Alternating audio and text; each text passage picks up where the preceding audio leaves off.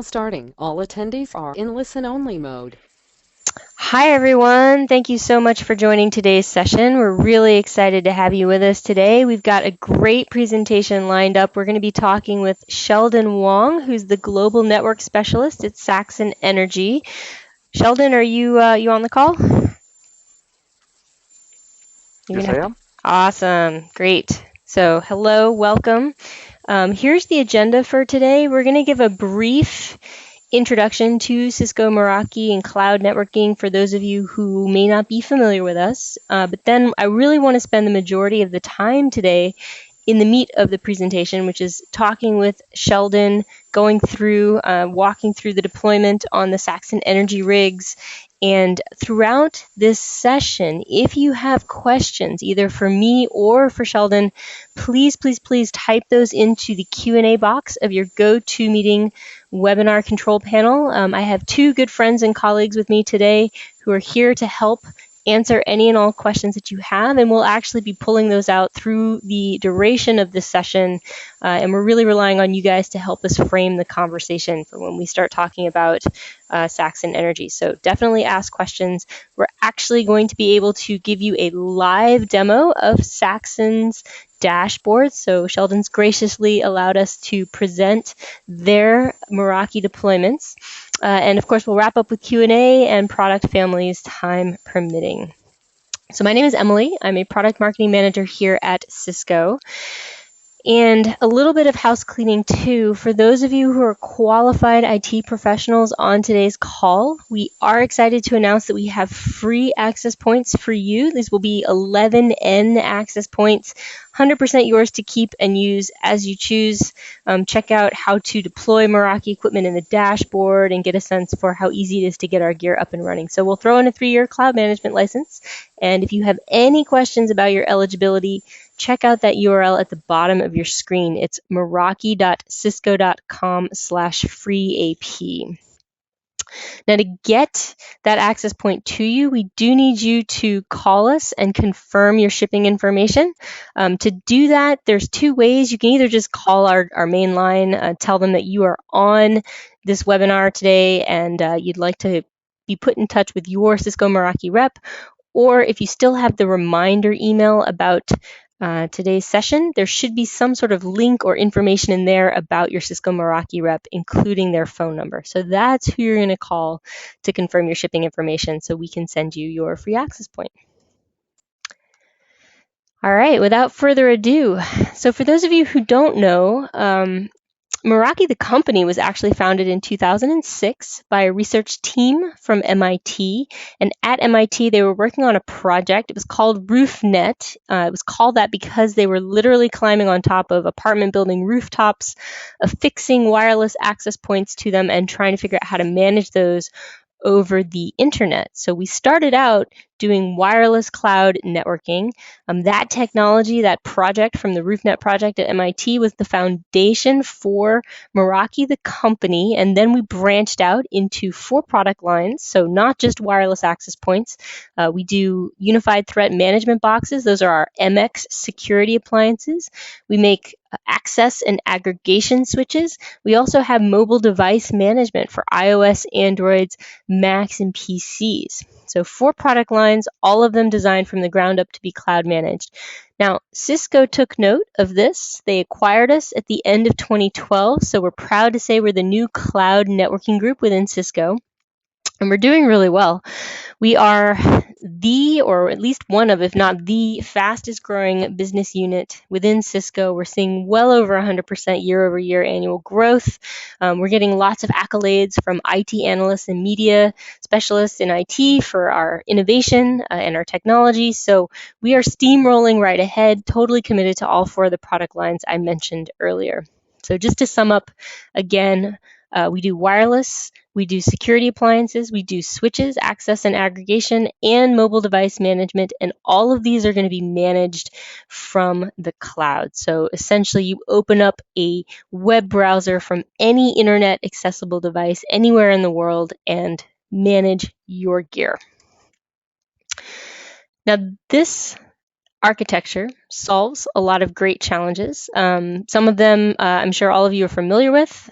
Things like, what do I do if people are bringing devices onto the network, connecting? They're not necessarily corporate devices or organizational devices. What do you do when you need to scale very quickly and deploy a lot of remote sites quickly? What do you do when you have bandwidth issues? You're not totally sure what's happening or don't have a lot of great visibility on your network, but you know your bandwidth is going somewhere because everything's running very sluggishly, and you got to find out what that is and maybe throttle it or prioritize the applications that are meaningful to you.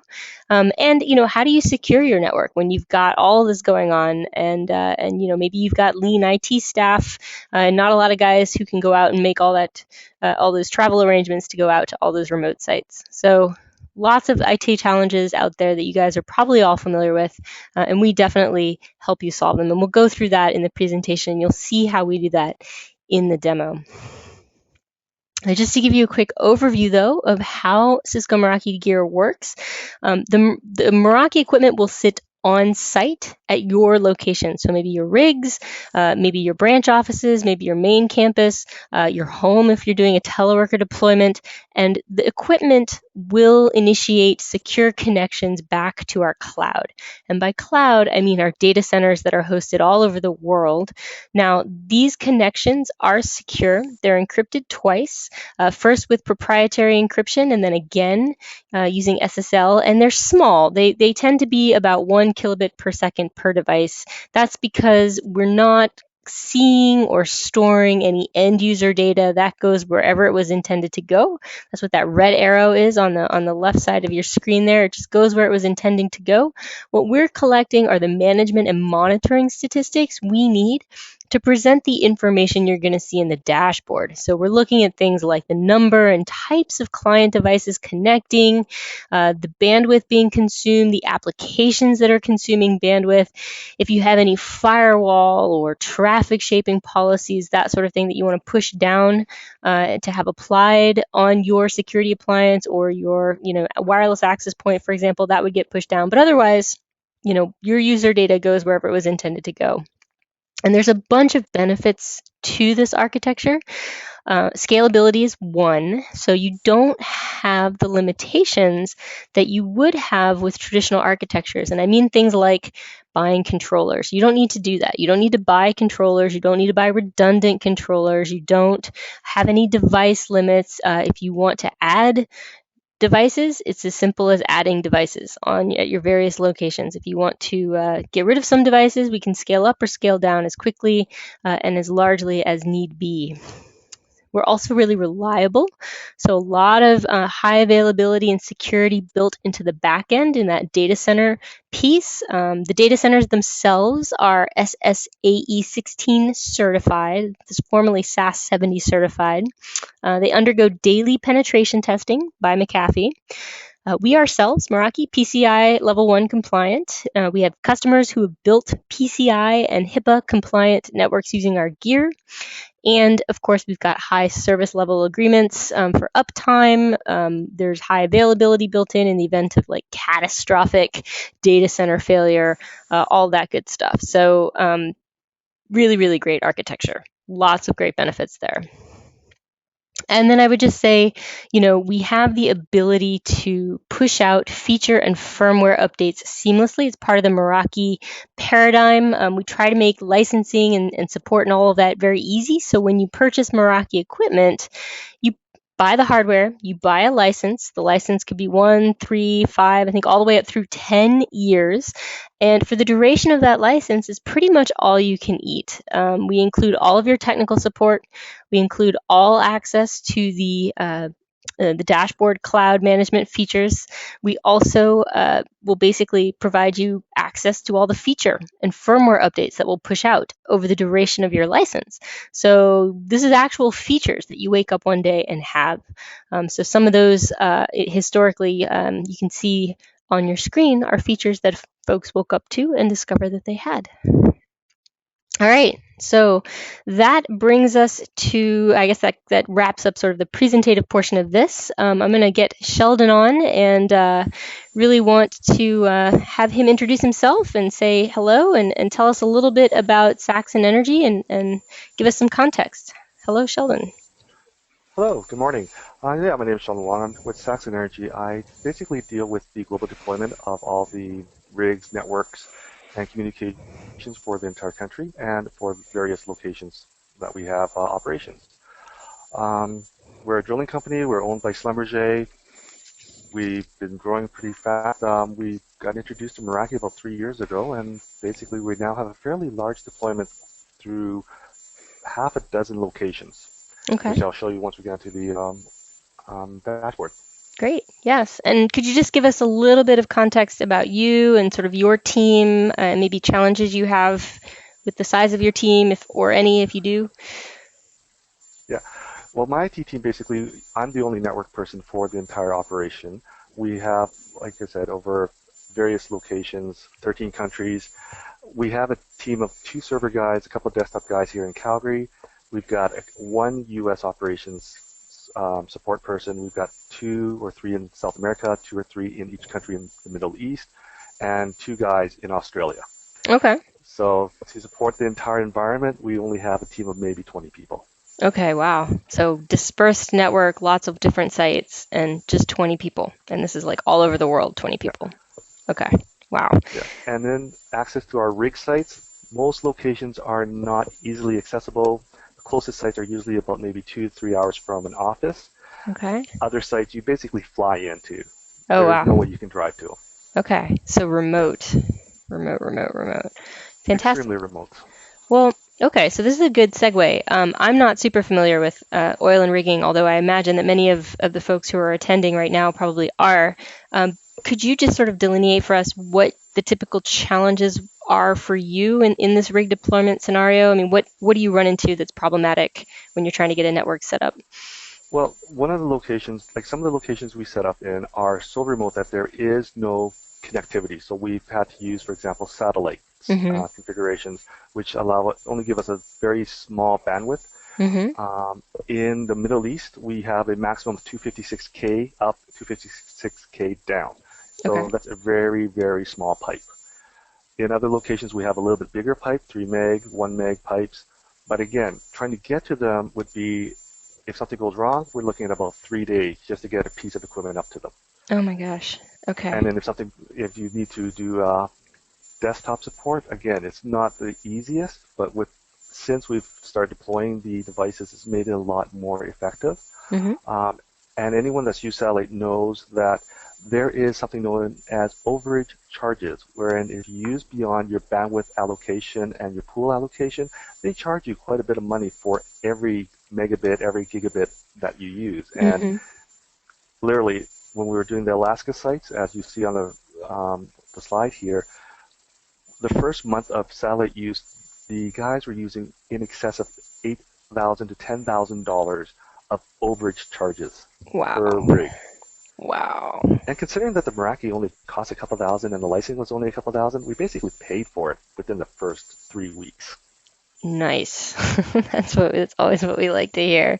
So I'm hearing you've got a lot of remote sites, not a lot of guys on IT to travel all over the world to service these sites. The sites are remote. They have strict bandwidth constraints, and everybody wants to remain. Why actually are you even providing internet and networking here at these sites? One of the things about the rig is that data is important. So every time the rig is drilling, there is data coming up from the doghouse, from the drill bits, about how fast they're moving, how much pressure, how much fluid. And then they also have to order equipment. So in these locations where there's no cell coverage, this is the only communication channel we have. As well, we have a centralized product ordering system here in Calgary. So all rig sites have to log in to order equipment, and this way we are able to maintain a more cost-effective way of distributing products and supplies to each rig. Okay, so you definitely need it up. So, and also for safety. That's a good one. Yeah, if something happens, we need to get emergency crews out there. It's hard if you have to travel an hour to get cell coverage. Okay. Wow. Okay. Not your typical network environments for sure. But that's a great segue then into this slide, which is why Meraki? I guess I would start out by saying, so you're looking for a network solution for these rigs. Were there any sort of deal breakers, or were you looking for any specific type of features or functionality? Initially, when I went to the seminar, similar seminar as this one, and they said it was remotely managed so that we could send a piece of equipment out, configure it at home, and then if something breaks, we just send out another replacement part, and then the configuration switches over because the guys on the rigs are not super computer literate. They know how to operate the machinery, know how to operate everything, but when it comes to computers, they're they take a little bit more assistance. Okay. And they have a tendency to reset things.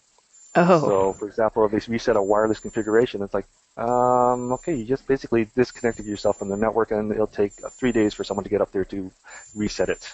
I see. Versus us, just they can't reset this stuff, or if they do, we just push a new configuration to them. Okay.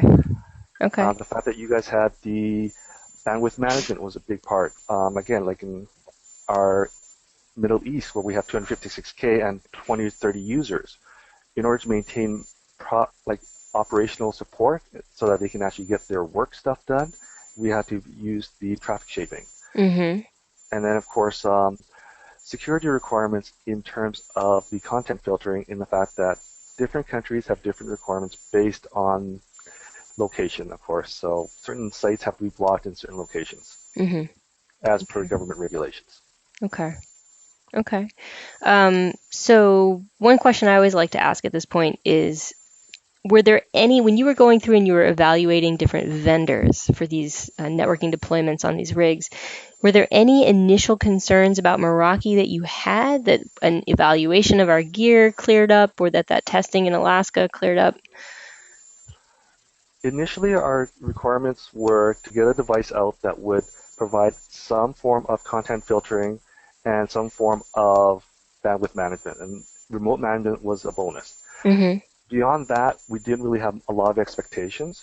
Okay. Once we got it working, we discovered, oh, you have your VPN tunnels, you have your the security filtering.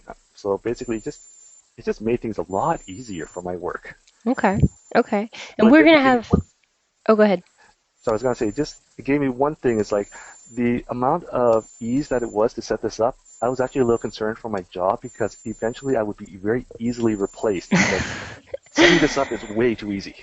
Well, that's good to hear. So you can think of it more as you can pivot now and think strategically about your network deployment, not have to spend so much time troubleshooting the configuration and the initial setup. There you go. All right. Out of curiosity, so we have this awesome, you were fantastic for providing this awesome layout of your network deployment and how it works. So to clarify for the people on the call, the piece of Meraki equipment that you've deployed is primarily our MX security appliance, correct? That is correct. Okay. Can you just walk us through how you've got this set up and how you're using the MX and why you've got it deployed this way? Well, what we've done is with the Meraki MX80s, on most of our sites, we set it up so that we have two networks, a guest network and a operational network. Mm-hmm. The operational network we've set up so that we can get the VPN tunnels back to our core site, and from there we access our internal resources. The guest network is for staff that have to stay on site overnight. A lot of the times our staff are there for 2 or 3 weeks at a time, so they don't leave site. They just basically, there's two crews, one works, the other one sleeps, and then they shift off. So during their downtime, to facilitate them and to make it easier on them for being away for so long, we do give them access to the internet so that they are able to communicate with their families, stay in contact with them, share time. It actually makes it easier on them. Okay. So for morale, basically. Yeah. Okay. And so what we've done is we've basically taken the MX80, set it up so internal networks, rig manager, the printers are all internal, and then we set up a guest network, and then from there we just basically attach on all the free Wi-Fi for all our users. Mm-hmm. They do have bandwidth limitations. We do MAC address authentication and tagging so that we're able to ensure that everyone gets minimal as much access as they need, but we still reserve enough to make sure that our work data still gets through. Okay. Okay. Great. So we're getting a couple of questions in from the audience. There's a few about the background whistling noise, and I do apologize for that. I think where are you located right now, Sheldon? I'm right now in Calgary, but I'm at my desk, and there's likely a large power source next to one of my cables, or one of my devices probably acting up. Okay, I do apologize for that. No worries, guys. Unfortunately, we're not going to be able to get rid of that noise, but hopefully it's not too distracting. We did have one question from the audience as well, which is, what sort of visibility are you getting? Can you see so you're not using Meraki access points, but can you see them from your MX security appliance? In terms of visibility, we can actually see where the users are accessing in terms of the logs from the MX80 for security logs. We can see the bandwidth they're using. As well, there is a feature on the MX80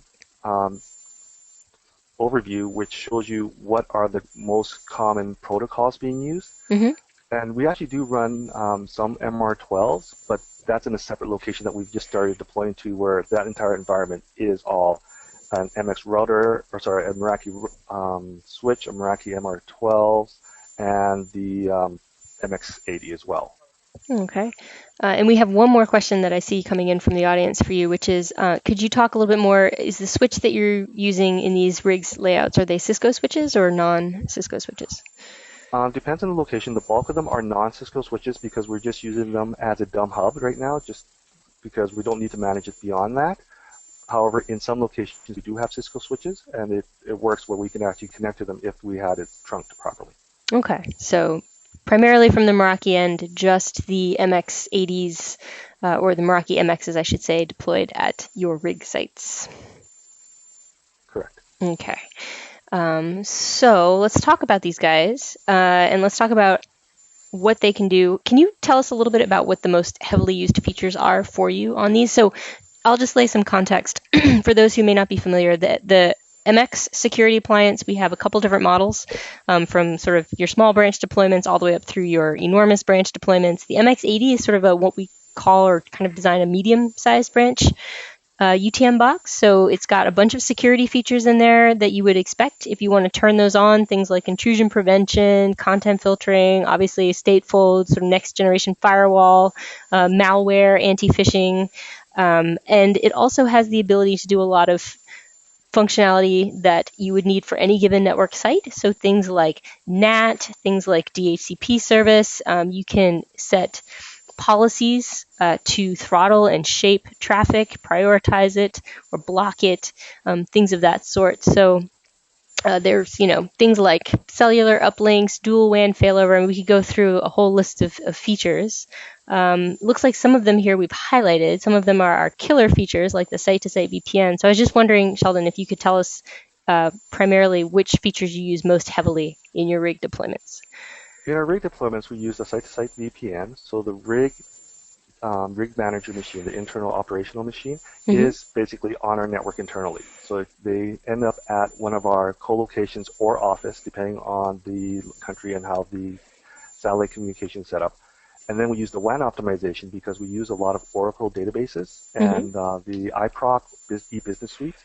And so a lot of the ordering is done through that, and a lot of it is static content. So the optimization makes it very effective.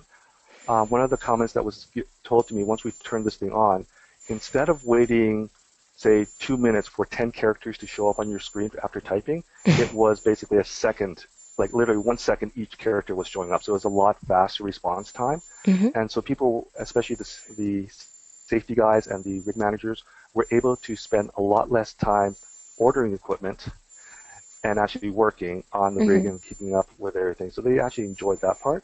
The bandwidth management, as I mentioned earlier, in regards to like the low bandwidth locations where we were able to provide the required bandwidth for business operations, phone systems, while still providing access to the staff there that were off shift so that they could still talk to their families, but not crater the environment if they ended up downloading a video or torrent, which we did experience in the past. Okay. Wow. All right. Awesome. And I'll just highlight too for those on the call, the site-to-site VPN with our MXs is like second to none. It's so incredibly easy and error-free when you set it up. You really can literally connect many different MXs together, secure your branch, communications between your branches in literally seconds. And I can show you when we go through in the demo, like how you would actually set that up. But it's literally 3 clicks in the dashboard. And the WAN optimization, again, it's just something free that we throw in. Again, we really, the MXs are the only product line where you have a choice of licenses between enterprise and advanced security. And we can talk a little bit more about that later. But once you've picked your license type, pretty much all the future feature updates and things like that, totally free. WAN optimization is something common to both licenses, so there's no sort of per feature, per user charge for that.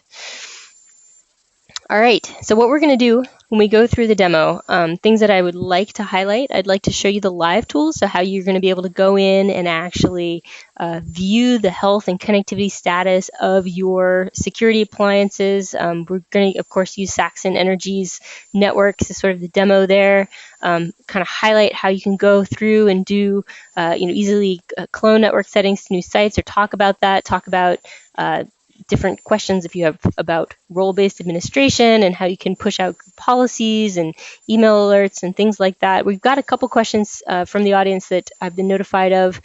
Things like, does the MX security appliance support Active Directory authentication? The answer is yes, very easily. Are you using Active Directory, Sheldon, at all for your? Not at this time, because our deployment is such that our remote sites, their systems are still kind of legacy, so we're waiting on upgrading our systems here.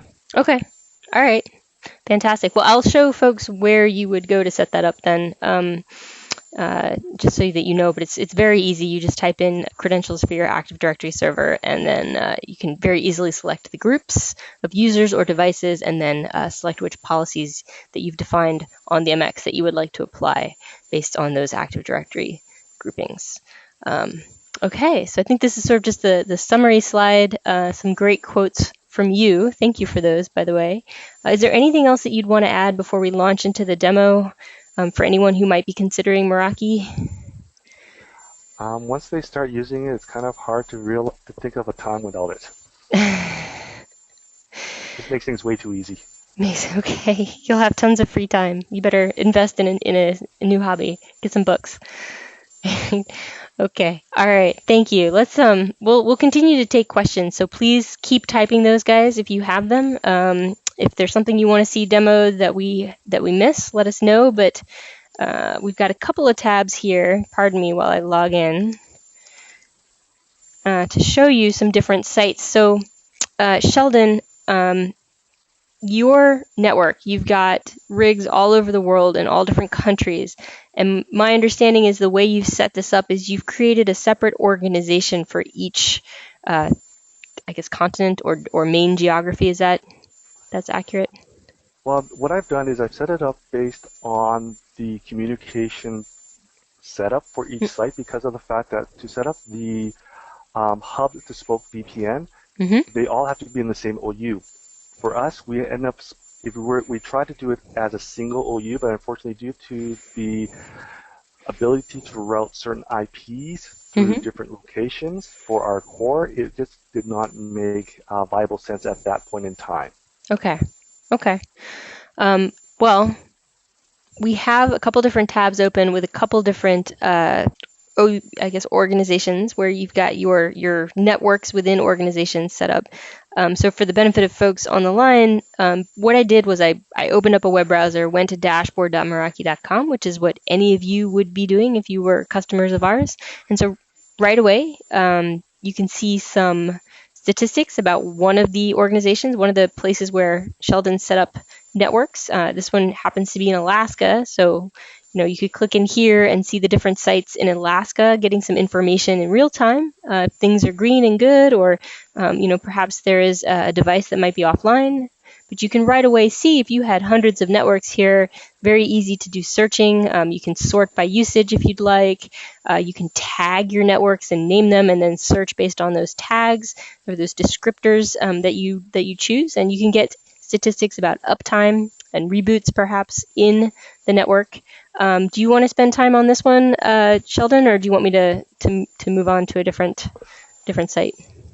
This one was basically our initial deployment, so we were just testing out a lot of items, and it just shows that we can, it's in Alaska. Trying to get a device out to one of our rigs in Alaska when your headquarters for our IT guys in Houston, again, it'll take 3 or 4 days. So just a good example here. Okay, all right, so great. So Alaska, and if you wanted to dive into any of these networks, of course, you just click into it, and then you see we're getting a lot of summary statistics about this particular security appliance deployed in Alaska. So let's actually go look at, let's see what this site, this might be Brisbane.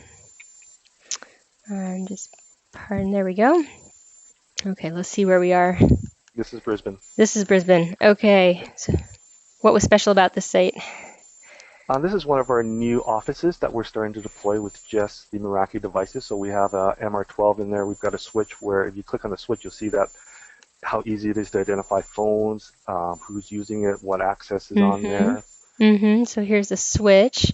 If you click in there, port panel view of the switch. So all of our equipment, whether it's an access point, a switch, or a security appliance, they're going to have pages similar to this where you can come in and actually see the status of the device. So for example, here, you're getting statistics about the uptime of the device for the last 12 hours. We could look at the last week and see if there's any reboots or downtime, statistics about what kind of switch it is. So one of our newer layer 3 capable switches here, and information about IP addresses and power consumption versus budget, things like that. In fact, you can even come in and see how many power supplies you have and whether PoE is enabled on a port or not. And I would say the cool thing about this page, regardless of what kind of Meraki device you're looking at, is this live tools section. Because this is where you can come in and do things like perform remote cable tests for the switch or check up on the forwarding table, or the tools will be slightly different for the MX, so we can go look at those if you'd like, but super, super easy. And if you're going to look at a wireless page, of course, you've got the same thing. You can go in, find your access points, click on them, and then here's sort of the health and status page for a typical access point, right? So different live tools, you're looking at things like channel utilization or the current clients that are connected, things like that, but same idea that you get in and you check in and see the health and connectivity of your device. So the MX80 on this one, just to show you, the appliance status looks like this. So again, you're getting statistics on the device. You see that it's green and it's up and it's healthy and there have been no reboots for a while. You're getting a live port panel view, so your WAN connection, your LAN connections, and you can see the tools are slightly different. But you can check your DHCP leases if you're using it as a DHCP server. You can go in, check throughput, check DNS. One of the very cool things that we should say, that regardless of which Meraki equipment you buy, you're going to have the ability to go in and see this page here. We're looking at it from the security appliance standpoint at this point, but literally what this is coming in, being able to see the bandwidth consumption on your network, being able to see how many unique devices connected for a given time frame. So we're looking at the last week, and we're looking at all of our clients, and you can see right away, here's folks who were connected in the last week who are online now versus folks who may have been online recently. It's all coming in as a wired setup because we're seeing this from the point of view of the MX80. But you can come in and do things like, let's actually show a little bit more information here. Manufacturer, for example. You can come in here and do things like say, okay, how many Windows devices did I have in the last week? Well, I had 26, almost, half of my devices were Windows machines. Do I have any legacy operating systems I need to worry about?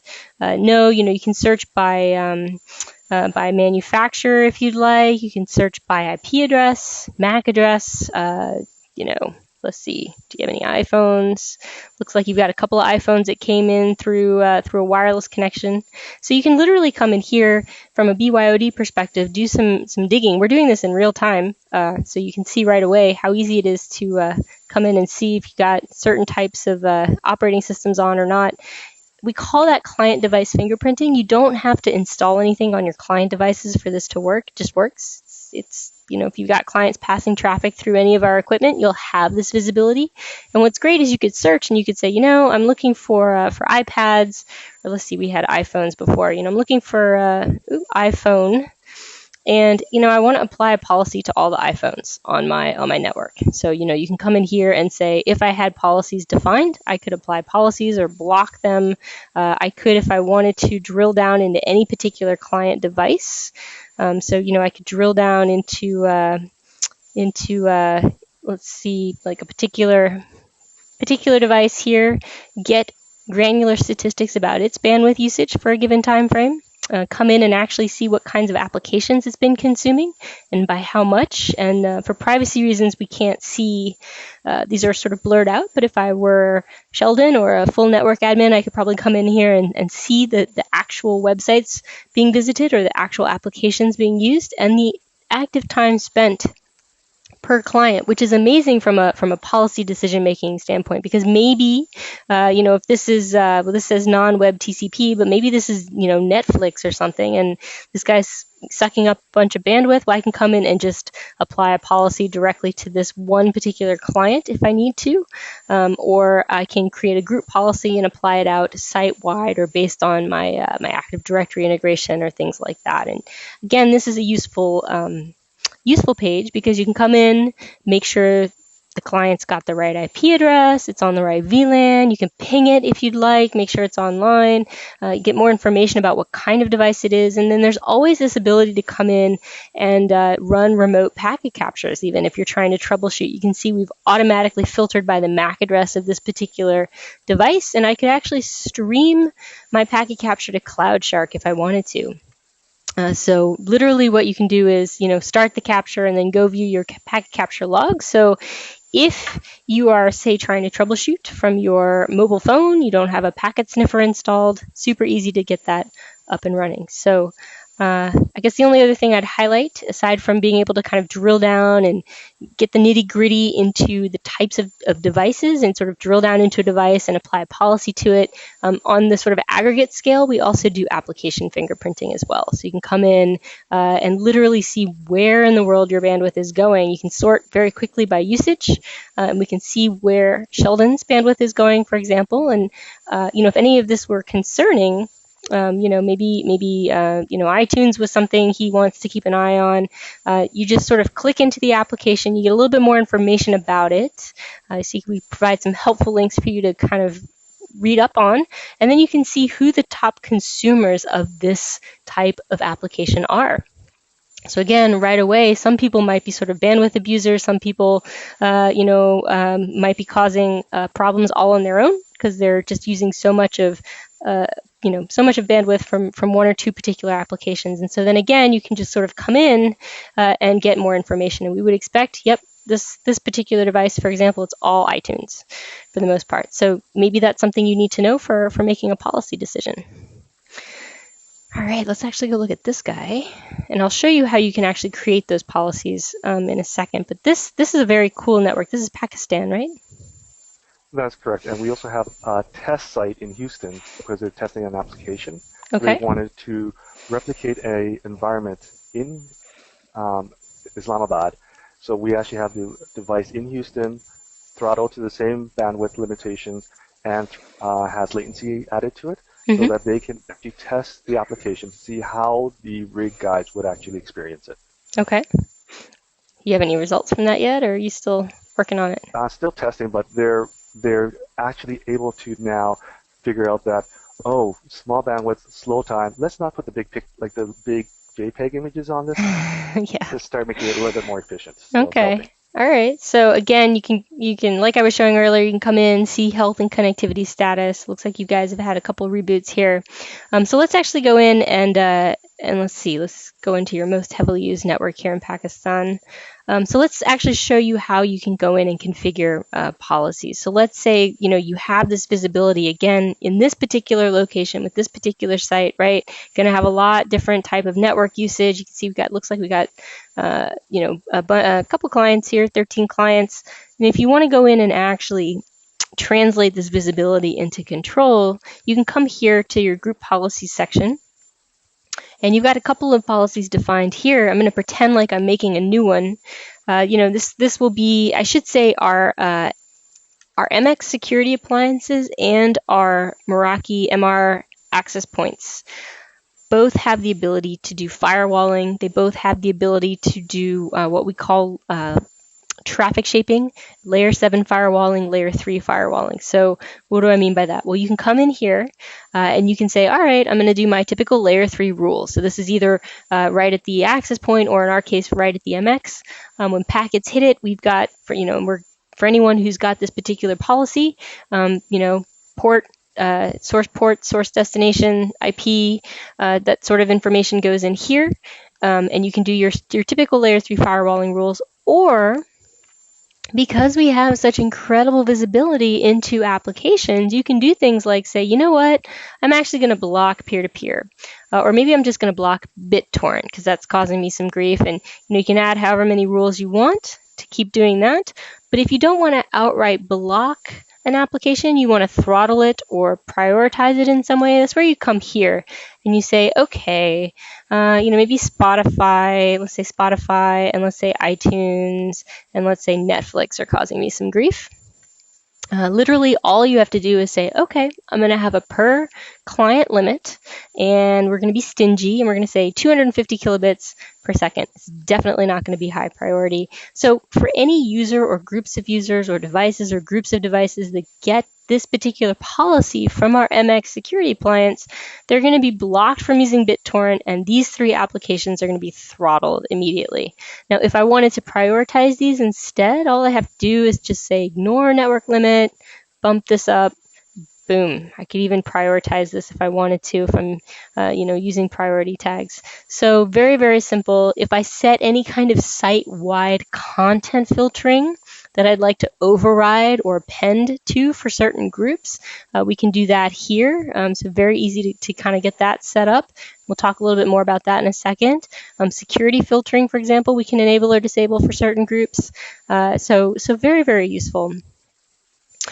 What I'd like to do very quickly, because we're kind of getting a little bit low on time, I just want to show you very quickly how you set up the site-to-site VPN, because that is probably the killer app here. So I'm just going to pretend I won't hit save, I promise.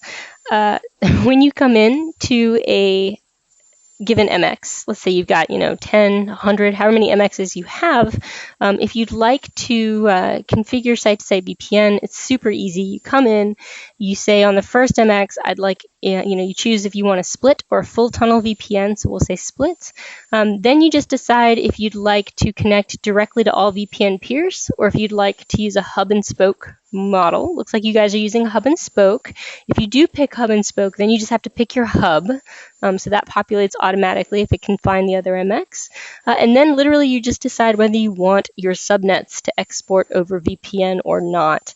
And then you hit save. And then you go to the second MX and you do that as well. And we also have a feature, it's called configuration templates. So if you'd like to set up a baseline level of security quickly or tweak settings across hundreds of sites or thousands of sites, you can do that by making a change once to one particular MX that has a template applied to it, and then all the other MXs that are hooked in, or I should say associated with that MX, will receive that template and those settings. So that's another way to sort of quickly and rapidly ramp out a bunch of different sites.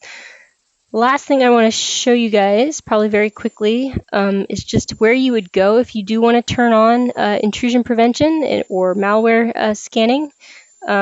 You would literally just come here and you would hit enable. And we actually, I don't know if you're familiar, but Cisco bought SourceFire, made some big news not too long ago, and SourceFire is the market leader for intrusion prevention. And so we've been partnering with them behind the scenes to try to better implement intrusion prevention, their intrusion prevention in our MX security appliances, since we're both Cisco now.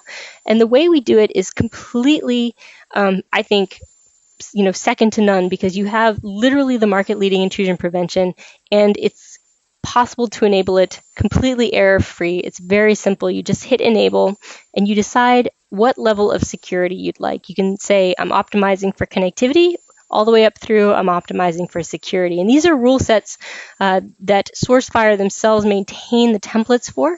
So the benefit here is that SourceFire every day is updating what it puts in these quote-unquote rule sets, what it deems viable threats, what threats are obsolete now, things that it's just noticed, and essentially creates these rule sets that we then look for every day. We check to see if there's been any additions or subtractions from what we are supposed to protect against based on these rule sets. And so you're literally kept bleeding edge, up to date, and secure for the level of security that you are interested in having. And then once you have that security in place, we make it very, very easy to go in and check the security reporting and things that you'd be able to see if you've got this enabled. So very, very simple. And then for the guy who asked about Active Directory, let me just show you very quickly where that is. Literally all you would do is say, yes, I'd like to authenticate with Active Directory. You would have to add in your domain credentials. And then once that's there, we could actually, if you hit this button, all of your different LDAP groups would populate, and you could select a group and select a policy to apply to that group. So very, very cool. So I think in the interest of time, I'm going to actually jump out of this. And let's try to wrap up so that we can get to all the questions. If you guys have questions, keep them coming.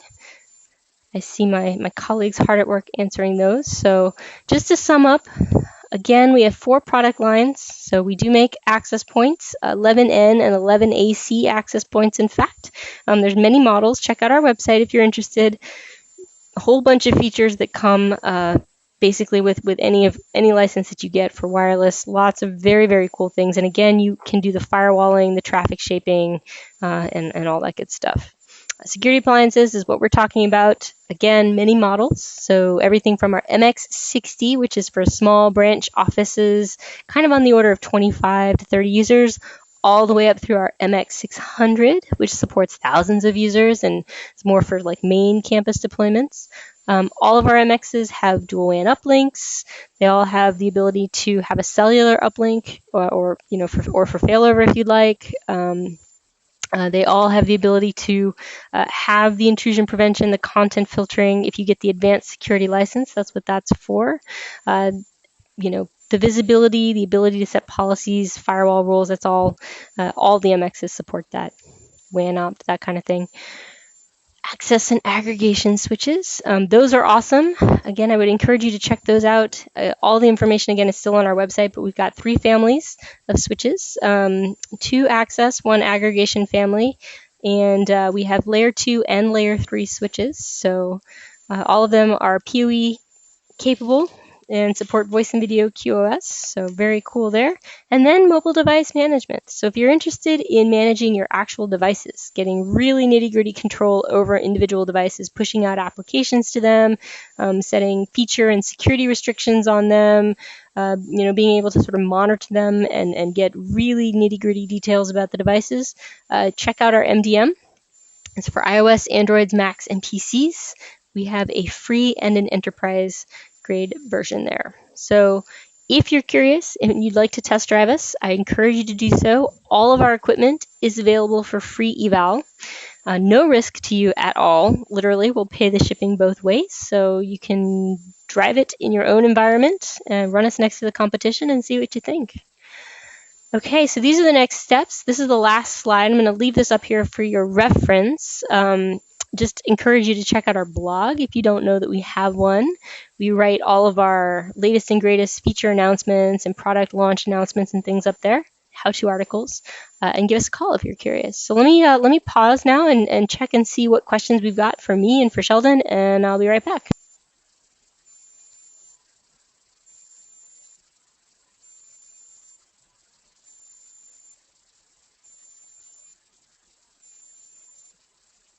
We've got a couple different questions. Some of them are around integration with third-party devices. There was one on whether or not you can have a non-Meraki peer in the VPN? The answer is yes. If you have a firewall or a security appliance that supports IPsec site-to-site VPN, you can configure that within the dashboard. There's a few extra steps, just sort of a place to type in IP addresses and pre-shared keys and things like that, or excuse me, pre-shared secrets and ports and things. So it's a little bit more effort than just the 3 clicks for the auto VPN, but still fairly easy. Sheldon, a couple questions for you are coming up. What satellite carrier are you using, if you don't mind sharing? For Australia, we use Satcom. For United States, we use Skycasters. For Oman, we use Omantel. Pakistan, I think we're using. I can't remember that one. Sorry. Like it's basically different for each country. And then in Alaska, we have a different one as well. Okay. And a couple people were curious on if you see much of a benefit from using WAN optimization across your network. Quite a bit of benefit. The latency from a satellite is in excess of 700 milliseconds. So when we do the Oracle e-business, again, we've experienced a lot of improvement in time for access to our resources here in Calgary. So we actually optimize from the rig to the office in Pakistan. And then in the Pakistan office, we have riverbeds that optimize between Pakistan and Calgary. Okay. Great. We had some questions, it looked like, on the intrusion prevention when I was demoing it. Some people were curious about whether that is sort of native Meraki intrusion prevention or SourceFire or legacy Cisco, or how did that work? So for context, we have always, when we have provided intrusion prevention in the security appliances, we've always been partnering with SourceFire. They are the market leaders. Cisco did acquire them, though, shortly after they acquired Meraki. So now we're all under the same roof. So since that acquisition, we've actually been working with them to kind of improve and enhance and make more efficient the way that we deploy the SourceFire engine in our MX. So we've just gotten better at it, but we're still using the same technologies. That's a great question. We had a question about whether do you use client VPN at all, Sheldon? And if we could actually show that. So let me actually. We don't actually use client VPN at our sites. Okay. Let me just show you where in the dashboard you would configure that. So you just come here to a security appliance and you go to your client VPN page. So we do support L2TP IPsec for client VPN, and it's very simple to set up. You would just have to say, yes, we enable it, and type in some information about like what subnet you want to have the clients come in on once they're VPN'd in, and some items here, and then in theory people can go. You know, they can go to, if you've got vpn.yourorganization.com or whatever set up, you can go there or type in the WAN IP. Either works. So those are great questions. Let's see, what other questions do we have? Someone was asking if we have layer 3 switches. The answer is yes. So 2 of our 3 switch families support layer 3. That's the MS320s and the MS420s. The 420s are the aggregation switches. Right now, we currently support static routing and OSPF version 2. And other question about the switch, 1 gig or 10 gig switches, it depends on the family. The aggregation switches, for example, go all the way up to every port is 10 gig SFP plus. The 320s have 10 gig uplinks and 1 gig sort of regular ports, and the 220s, which is our layer 3 family, are all 1 gig. So it's great. Question about pricing and where you can go find pricing for Meraki equipment. If you want to find list pricing, I would encourage you to go to, I'll show you the website. If you go to meraki.cisco.com/buy, this is list pricing now. So keep in mind, this is probably this is the most you would ever pay for things. You can come here and check out our list pricing for security appliances and switches and wireless, and there should be some information there for mobile device management as well. So play around with that. That'll give you a sense for the cost. Can you do content filtering? Yes, you can. Sheldon, are you using content filtering at any of your sites or intrusion prevention?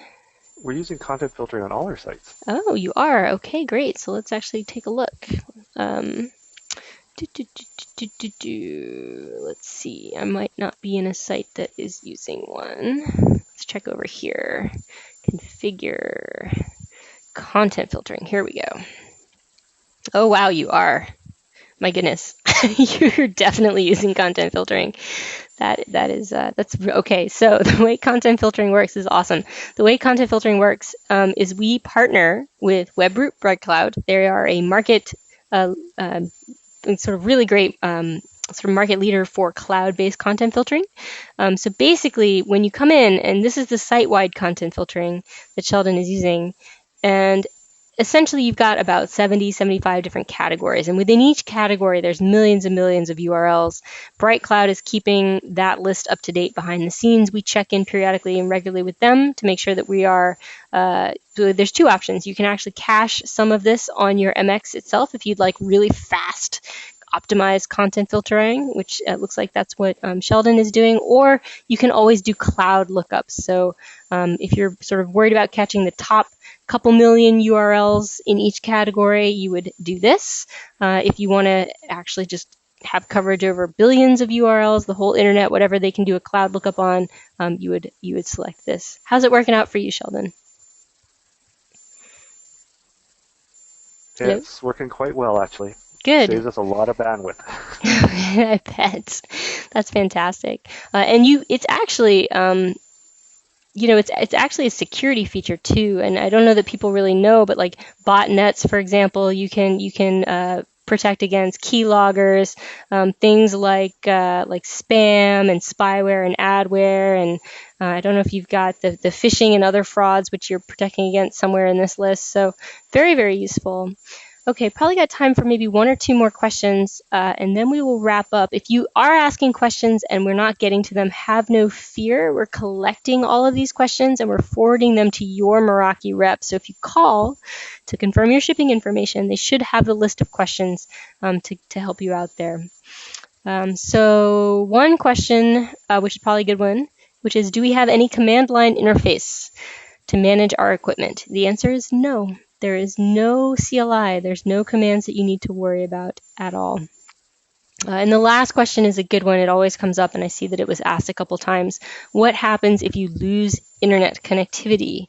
If you do lose your WAN connection, for whatever reason, your service provider, a squirrel chewing through something, or what have you, or even a misconfiguration. Well, for the first two, for any of them, essentially your network will continue to operate with its best last known configuration settings. So your security, firewall rules will still be in play. If you've got our access points, your SSIDs will still broadcast. If you're authenticating to local Active Directory servers or authentication servers, that's still going to work. You'll still be able to access, file, and print, for example. But of course, you can't get out to the internet, so you can't come here to modify your settings. So what happens? Well, if you are if you've blown yourself up out of the water, there's special URLs that you can go to if you're downstream of or directly connected to a device, so that you can get yourself out of water, set IP settings and things like that. Or you're going to have to configure, go out and troubleshoot your WAN connectivity. But either way, your network will continue to operate with its last known configuration settings. So I am being told my time is up. We have to let the next presenter come in for his webinar. So please join me in thanking Sheldon, and hope to see you again at a future webinar. Thanks so much, Sheldon, for your time. Appreciate it. My pleasure. All right. Cheers, everyone.